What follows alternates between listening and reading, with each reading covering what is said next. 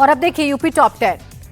लखनऊ में सीएम योगी आदित्यनाथ ने जनता दरबार लगाया, एक एक करके लोगों की फरियाद सुनी। रक्षा मंत्री राजनाथ सिंह ने special intensive revision SIR form भरा, मतदाता पुनरीक्षण प्रक्रिया में हुए शामिल। लखनऊ में 39 लाख वोटर्स की एसआईआर प्रक्रिया होनी है। सोनभद्र में पत्थर की खदान धंसने के बाद दूसरे दिन भी रेस्क्यू अभियान, एनडीआरएफ और एसडीआरएफ की टीम राहत बचाव के काम में जुटी। अब तक एक शव बरामद, शनिवार को धंसी थी खदान। लखनऊ, कानपुर, देवबंद और मुरादाबाद समेत कई शहरों में एटीएस का छापा, 1 दर्जन से ज्यादा संदिग्धों से पूछताछ, शाहीन और परवेज के संपर्क में होने का खुलासा। यूपी के शाहजहांपुर में एसटीएफ का बड़ा ऑपरेशन, लूटपाट के 5 शातिर बदमाशों को दबोचा। खूंखार बदमाश अब्बास गाजी के सीने पर मारी गोली, बदमाशों की गोली लगने से एक जवान घायल।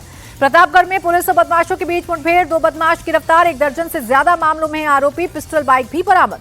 मुरादाबाद में मनचलों का आतंक, नाबालिग छात्रा से साइकिल सवार अधेड़ उम्र के शख्स ने की अश्लील हरकत, सीसीटीवी में कैद हुई घटना, आरोपी की तलाश में जुटी पुलिस। सीतापुर में उधार सिगरेट ना देने पर चाकू से हमला, बदमाश ने दुकानदार के बेटे को चाकू मारा, हालत गंभीर, मौके पर पहुंचकर जांच में जुटी पुलिस। मेरठ में सरेआम स्टंटबाजों का तांडव, चलती गाड़ियों पर चढ़कर स्टंटबाजी, खुलेआम सड़क पर ट्रैफिक नियमों की उड़ाई धज्जियां।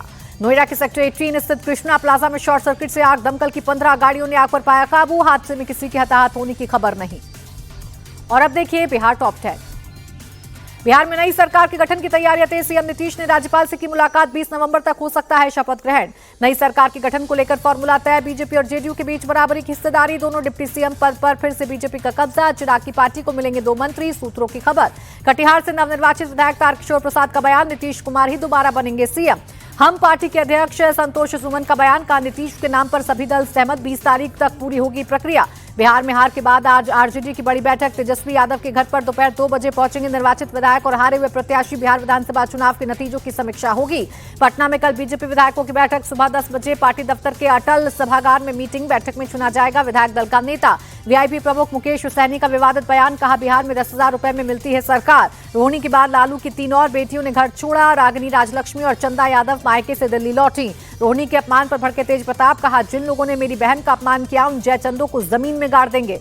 रोहिणी के घर छोड़ने पर जीतनराम मांझी ने जताया दुख, लालू परिवार के हालातों पर जताई चिंता।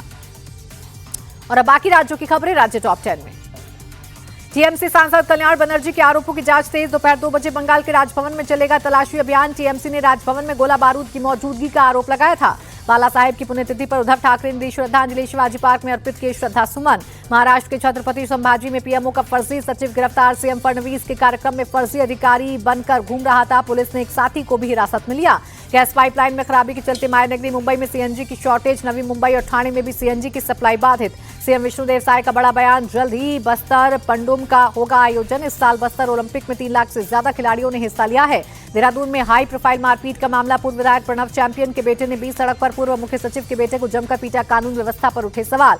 ओवरटेक करने को लेकर हुआ था विवाद, मारपीट के दौरान जमकर चले लात घूसे, पिस्तौल लहराते हुए जान से मारने की धमकी, केस दर्ज कर जांच में जुटी पुलिस। गुजरात के गांधीनगर में अतिक्रमण के खिलाफ बुलडोजर एक्शन, सरकारी जमीन पर बनी अवैध दरगाह को किया गया ध्वस्त।